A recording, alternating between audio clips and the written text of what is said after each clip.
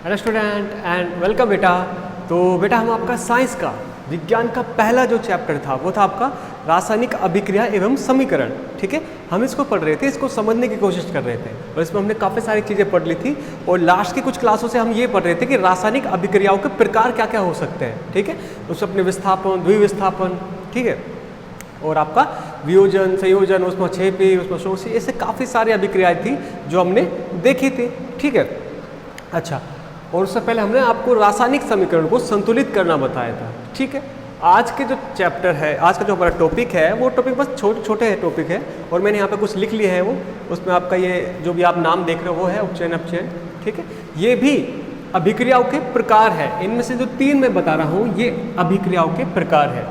ठीक है, अभिक्रिया का प्रकार है और एक प्रभाव को नाम दिया गया है कि किसी पदार्थ का उपचयन हो गया, किसी पदार्थ का अपचयन हो गया, या फिर रेडॉक्स अभिक्रिया क्या होती है। ठीक है, ये सारी चीज़ें हैं, एक एक करके देख लेते हैं फिर अपन कहानी खत्म करते हैं। चलिए, उपचयन, अब उपचयन देखिए भाई, उपचयन क्या होता है। सबसे पहले तो उपचयन देखिए, आप क्या करिए, सबसे पहले कॉपर ले लीजिए, एक एग्जाम्पल ले रहा हूँ मैं, उदाहरण के उस पर बता रहा हूँ। आप सबसे पहले कॉपर लीजिए, कॉपर को बिल्कुल बारीक पीस लीजिए। ठीक है, मतलब कॉपर का पाउडर ले लीजिए आप, जब कॉपर की छीलन। ठीक है, कॉपर आपने ले लिया, अब क्या करना है आपको, कॉपर को कुछ देर के लिए ऐसे हवा में रखा छोड़ दीजिए। ठीक है, एक चाइना डिश लीजिए और उसमें उसको कुछ समय के लिए खुला छोड़ दीजिए। ठीक है, चाइना डिश लेनी है, कुछ समय के लिए आपको खुला छोड़ देना है। अब देखिए क्या होता है, कुछ समय के बाद आप देखते हो जो कॉपर है ना, कॉपर, इसके ऊपर एक काले रंग की एक परत चढ़ जाती है कॉपर के ऊपर। अब ऐसा क्यों होता है वही हमको देखना है। क्या होता है, जब आप कॉपर को हवा में ऐसे रख देते हो तो वो कॉपर ऑक्सीजन के साथ अभिक्रिया कर लेता है और अभिक्रिया करने के बाद वो उसके ऊपर कॉपर ऑक्साइड की एक परत चढ़ जाती है जो कि काले रंग की होती है।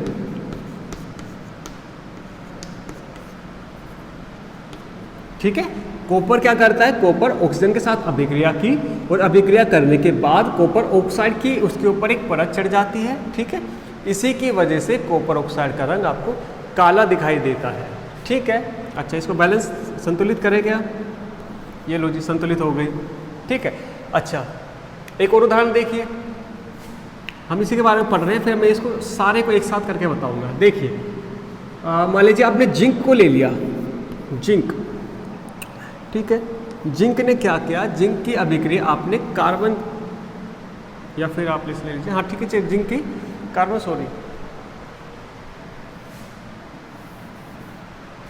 जिंक की अभिक्रिया मान लीजिए आपने ऑक्सीजन से करवा दी। ठीक है, आपने आपको देखा होता, चलिए ठीक, मैं बाद में बताता हूँ। तो ये क्या बना लेगा, जिंक ऑक्साइड। ऐसे ही मान लीजिए आपने मैग्नीशियम एक छड़ ले लीजिए, उसकी अभिक्रिया आप ऑक्सीजन के साथ करा दीजिए। जब वो जलेगी ना छड़ तो आपको मैग्नीशियम ऑक्साइड ये मिलेगा। ठीक है, जब मैग्नीशियम ने ऑक्सीजन के साथ अभिक्रिया की तो मैग्नीशियम ऑक्साइड बना लिया इसने। ठीक है, अब कोई पूछे कि इन तीनों चीज़ों में एक समान चीज़ क्या है। ठीक है, समान क्या है, समान बस सिंपल सी चीज़ है, अगर वो पकड़ लिया आपने तो मतलब ये अभिक्रिया खत्म हो गई। कभी भी एक ऐसी अभिक्रिया जिसमें कोई पदार्थ ऑक्सीजन के साथ अभिक्रिया करके बंध बना लेता है, या फिर अगर किसी पदार्थ में ऑक्सीजन का परमाणु आकर के जुड़ जाता है, उस अभिक्रिया को बोलते हो आप उपचयन, या फिर उस प्रभाव को बोलते हो आप उपचयन। देखो यहाँ पे कॉपर था, कॉपर ने ऑक्सीजन के साथ अभिक्रिया की और अभिक्रिया करने के बाद क्या बना लिया, कॉपर ऑक्साइड। कॉपर पहले अलग था, ऑक्सीजन अलग था, इसमें अभिक्रिया करने के बाद क्या बना लिया, कॉपर ऑक्साइड, एक साथ आ गए दोनों। ठीक है, तो कॉपर के साथ ऑक्सीजन जुड़ गया, मतलब इसका क्या हो गया, उपचयन हो गया कॉपर का। जिसके साथ जुड़ा होता है ना, जिसके साथ जुड़ता है वो, उसको बोला जाता है उसका उपचयन हुआ। जैसे मान लीजिए कॉपर के साथ जुड़ा है ऑक्सीजन, तो बोला जाएगा कि कॉपर का उपचयन हो गया। ऐसे ही अगला एग्जाम्पल ले लीजिए, मैग्नीशियम का। मान लीजिए मैग्नीशियम को जैसे ही आपने जलाया तो क्या, मैग्नीशियम ऑक्साइड बना। और मैग्नीशियम ऑक्साइड कैसे बना, जब मैग्नीशियम का उपचयन हुआ। उपचयन मतलब मैग्नीशियम के साथ ऑक्सीजन का परमाणु जुड़ गया, तो जुड़ने के बाद उसने बनाया मैग्नीशियम ऑक्साइड। ठीक है, तो किसी भी पदार्थ में ऑक्सीजन का जुड़ना कहलाता है उपचयन। किसी भी पदार्थ में ऑक्सीजन का जुड़ना कहलाता है उपचयन। ठीक है, बस ये है सिंपल सी बात। अच्छा, अब एक और चीज़ ले लीजिए, ये तो हो गया उपचयन, इसको याद रखिएगा बेटा कि क्या है ये।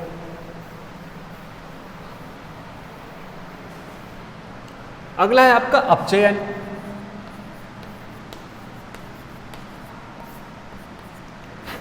अपचयन क्या होता है? किसी भी अभिक्रिया में यदि कोई पदार्थ हाइड्रोजन के साथ अभिक्रिया करके बंध बना लेता है तो उसको बोला जाएगा कि उसका अपचयन हो चुका है। किस तरह से? एग्जाम्पल देख लीजिए, क्या बोल रहा हूँ मैं। यदि किसी अभिक्रिया में कोई भी पदार्थ हाइड्रोजन के साथ अभिक्रिया करके उसके साथ बंध बना लेता है तो उसको बोला जाएगा कि उसका अपचयन हो गया है। एग्जाम्पल के लिए ले लीजिए आप कॉपर ऑक्साइड ले लीजिए। कॉपर ऑक्साइड जब हाइड्रोजन के साथ अभिक्रिया करता है तो ये बनाता है कॉपर और साथ में ही H2O। यहाँ पर देख के बताइए जरा क्या क्या हो रहा है। कॉपर ऑक्साइड था, कॉपर ऑक्साइड में से कॉपर तो अलग हो चुका है, मतलब ऑक्सीजन तो इसको छोड़ के चला गया, और जब ऑक्सीजन जो बचा है, ऑक्सीजन के साथ क्या हुआ, हाइड्रोजन ने इसके साथ अभिक्रिया कर ली। ठीक है, और अभिक्रिया करने के बाद बनाया आपका H2O। मतलब ऑक्सीजन से आकर कौन जुड़ गया? हाइड्रोजन। और हमने यही पढ़ाया था, किसी भी पदार्थ में या फिर किसी रासायनिक अभिक्रिया में यदि कोई पदार्थ हाइड्रोजन से अभिक्रिया करके उसके साथ बंध बना लेता है तो उसको बोला जाएगा कि उसका अपचयन हो गया। ठीक है, ऐसी रासायनिक अभिक्रिया, दोबारा मैं तीसरी बार बोल रहा हूँ कि ऐसी रासायनिक अभिक्रिया जिसमें कोई पदार्थ हाइड्रोजन से अभिक्रिया करता है तो बोला जाएगा उसका अपचयन हो गया है। अगर मान लीजिए, देखिए अब मैं इन दोनों को मिक्स करने वाला हूँ। देखो, अगर किसी भी रासायनिक अभिक्रिया में कोई पदार्थ ऑक्सीजन के साथ अभिक्रिया करता है तो बोला जाएगा उसका उपचयन हो गया। अगर कोई पदार्थ हाइड्रोजन के साथ अभिक्रिया करता है तो बोला जाएगा उसका अपचयन हो गया। ठीक है, अब मैं इनको एक साथ करके थोड़ा लिख देता हूँ, एक साथ करते हैं। कैसे? मान लीजिए कोई पदार्थ है, कोई पदार्थ है, पदार्थ में आपके हो सकते हैं परमाणु, अणु, कुछ भी हो सकते हैं, यौगिक हो सकता है, कुछ भी। मान लीजिए कोई पदार्थ है रासायनिक अभिक्रिया में, अगर वह ऑक्सीजन के साथ अभिक्रिया करता है, ठीक है, ऑक्सीजन के साथ अभिक्रिया करता है, तब तो बोला जाएगा कि उसका उपचयन हो गया। ठीक है, और अगर वो पदार्थ हाइड्रोजन के साथ अभिक्रिया करता है, हाइड्रोजन के साथ अभिक्रिया करता है तो बोला जाएगा कि उसका अपचयन हो गया। ठीक है, अब इनको एक दूसरे तरीके से भी बोल सकते हैं। कैसे? अगर कोई पदार्थ, अगर किसी पदार्थ में हाइड्रोजन की कमी हो जाती है, मतलब हाइड्रोजन छोड़ के चला जाता है, ठीक है, तब भी उसको बोला जाएगा कि उसका उपचयन हो गया। और अगर कोई पदार्थ, मान लीजिए कोई पदार्थ में ऑक्सीजन की कमी हो जाती है, ऑक्सीजन की कमी हो जाती है, तब भी उसको बोला जाएगा कि उसका अपचयन हो गया। अपचयन, उपचयन, अब यहाँ पे देख लीजिए आप, थोड़ा समझ आ जाएगा। अगर कोई पदार्थ है ऑक्सीजन के साथ अभिक्रिया करके बंध बना लेता है तो वो बन जाता है उपचयन, तो मतलब उसका हो गया उपचयन। और अगर वही पदार्थ, उसी पदार्थ में हाइड्रोजन की कमी हो जाती है या फिर ह्रास हो जाता है तो उसको बोला जाएगा उसका अपचयन हो गया, उपचयन। सॉरी। और अब मैं इधर आ जाता हूँ, अगर कोई पदार्थ है वो हाइड्रोजन के साथ अभिक्रिया करके बंध बनाता है तो होगा उसका अपचयन, और अगर उसमें ऑक्सीजन की कमी हो जाती है तब भी बोला जाएगा कि उसका हो गया अपचयन। ठीक है, अब मैंने हमें थोड़ी देर पहले एक अभिक्रिया जो लिखी थी उसको आप वापस थोड़े ध्यान से देखिए, वापस ध्यान से देखिए। चलिए इसको नहीं ले लेते। जिंक ऑक्साइड है, ये अभिक्रिया कर रहा है कार्बन के साथ, और कार्बन के साथ अभिक्रिया करके ये बना रहा है जिंक प्लस कार्बन मोनोऑक्साइड। इसको बोलते हैं बेटा CO, carbon monoxide, zinc oxide, carbon. अब यहाँ पर देखिए, यहाँ पर आपको एक नई चीज देखने को मिलेगी। देखो, जिंक ऑक्साइड है, अभिक्रिया के बाद क्या मिल रहा है आपको? खाली जिंक। मतलब जिंक में किसकी कमी हो गई? ऑक्सीजन की। और जहां पर ऑक्सीजन की कमी होती है उसको क्या बोला जाता है? अपचयन। क्यों? क्योंकि यहां पर ऑक्सीजन की कमी हो चुकी है, इसलिए हमने बोला अपचयन। अच्छा, अब आप कार्बन को देखिए, कार्बन इधर तो कार्बन था, लेकिन अभिक्रिया के बाद क्या मिल रहा है, कार्बन ने ऑक्सीजन के साथ अभिक्रिया कर ली, मतलब कार्बन तत्व था उसने ऑक्सीजन के साथ अभिक्रिया करके बंध बना लिया। ठीक है, मतलब यहाँ पर क्या हो रहा है, यहाँ पर ऑक्सीजन से ये अभिक्रिया कर रहा है, तो यहाँ पर क्या हो रहा है, ऑक्सीजन का अभिक्रिया करना क्या कहलाता है किसी पदार्थ से, वो कहलाता है उपचयन। ठीक है, कुछ कुछ ऐसा ही तो हो रहा है।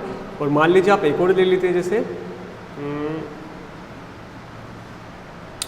ले लीजिए, इसका ले लीजिए, कॉपर ऑक्साइड है, ये अभिक्रिया कर रहा है हाइड्रोजन के साथ, और हाइड्रोजन से अभिक्रिया करने के बाद ये देता है आपको कॉपर प्लस H2O। अब देखिए इस अभिक्रिया में भी क्या हो रहा है, पहले कॉपर ऑक्साइड था, अभिक्रिया खत्म होने के बाद ऑक्सीजन की यहाँ पे कमी हो गई, ऑक्सीजन की कमी मतलब क्या हो गया यहाँ पे, अपचयन। क्या हो गया, अपचयन। अब हाइड्रोजन को देखो, हाइड्रोजन पहला अकेला था, हाइड्रोजन ने किसके साथ अभिक्रिया कर ली, ऑक्सीजन के साथ, मतलब ऑक्सीजन की वृद्धि हो गई, ऑक्सीजन से अभिक्रिया कर ली या फिर ऑक्सीजन से वृद्धि हो गई, तो उसको बोला जाएगा अपचयन, सॉरी उपचयन। ठीक है, अपचयन उपचयन। अच्छा, एक और एग्जांपल ले ले क्या, एक और एग्जांपल, बहुत है, कंबाइन करें इनको। अच्छा चलिए एक और देख लेते हैं,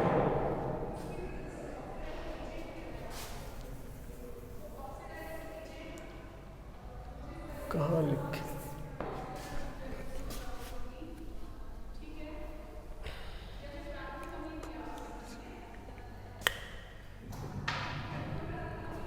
देखिए एक और अभिक्रिया ले लेते हैं MnO2, और इसकी अभिक्रिया हो रही है HCl के साथ। ठीक है, अब देखिए अभिक्रिया होने के बाद आपको क्या मिलता है, मैंगनीज ऑक्साइड, इसकी अभिक्रिया हो रही है हाइड्रोक्लोरिक एसिड के साथ। हाइड्रोक्लोरिक एसिड की अभिक्रिया देखिए, MnCl2 प्लस H2O। अच्छा जी, अब देखिए हम संतुलित वगैरह बाद में करेंगे, हम पहले चाह रहे हैं कि इस अभिक्रिया में हुआ क्या क्या है। देखिए मैग्नीशियम ऑक्साइड था पहले, और मैग्नीशियम ऑक्साइड अभिक्रिया के बाद क्या मिल रहा है, यहाँ पे मैग्नीशियम क्लोराइड हो गया, मतलब पहले इसके साथ ऑक्सीजन था, अब इसके साथ ऑक्सीजन नहीं है, ऑक्सीजन की क्या हो गई, कमी। ऑक्सीजन की कमी क्या कहलाती है, अपचयन। क्या कहलाती है, अपचयन। अच्छा, अब एक और चीज देखिए, पहले हाइड्रोजन HCl था, हाइड्रोजन ने अभिक्रिया करने के बाद क्या बना लिया, H2O, मतलब इससे क्लोरीन हट गया और हाइड्रोजन ने ऑक्सीजन के साथ अभिक्रिया कर ली। ऑक्सीजन की वृद्धि होना या फिर ऑक्सीजन से अभिक्रिया कर लेना किसी कारक का क्या कहलाता है, उपचयन। तो आप इन तीनों अभिक्रिया को अगर ध्यान से देखो तो आपको एक नई चीज देखने को मिलेगी कि ये एक कुछ ऐसी समीकरणें हैं जिनमें अपचयन भी हो रहा है, उपचयन भी हो रहा है, और ऐसी रासायनिक समीकरण या फिर ऐसी रासायनिक अभिक्रियाएं जिनमें आपको अपचयन और उपचयन ये दोनों देखने को मिलता है, उन अभिक्रियाओं को बोला जाता है रेडॉक्स अभिक्रियाएं या फिर अपचयन उपचयन अभिक्रिया। ठीक है, ये जो मैंने दूसरा नाम बोला अपचयन उपचयन अभिक्रिया बोलने में थोड़ा सा अजीब लगता है, इसलिए इनको एक अलग नाम दिया गया है, वो है आपका रेडॉक्स अभिक्रिया। ऐसे अभिक्रिया जिनमें अपचयन उपचयन दोनों होते हैं, ठीक है, उनको बोला जाता है रेडॉक्स अभिक्रिया है। ठीक है बेटा, मेरे हिसाब से ये समझ आ गया आपको। अब हम बढ़ते हैं थोड़ा और आगे। इससे पहले मैं छोटा सा चार्ट, एक फ्लो चार्ट करके बनाया था ना, उसको आप ध्यान रखना, वो आपकी काफ़ी ज़्यादा हेल्प करेगा।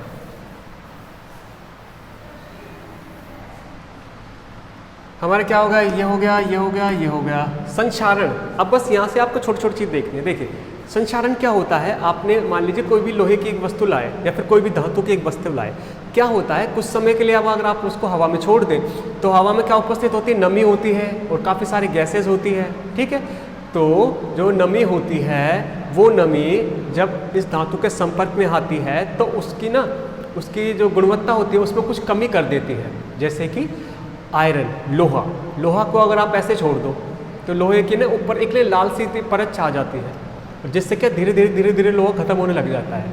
तो धातुओं का वातावरण में उपस्थित आर्द्रता, नमी या फिर अन्य गैसों से अभिक्रिया करके अपनी गुणवत्ता को कम कर लेना कहलाता है संक्षारण।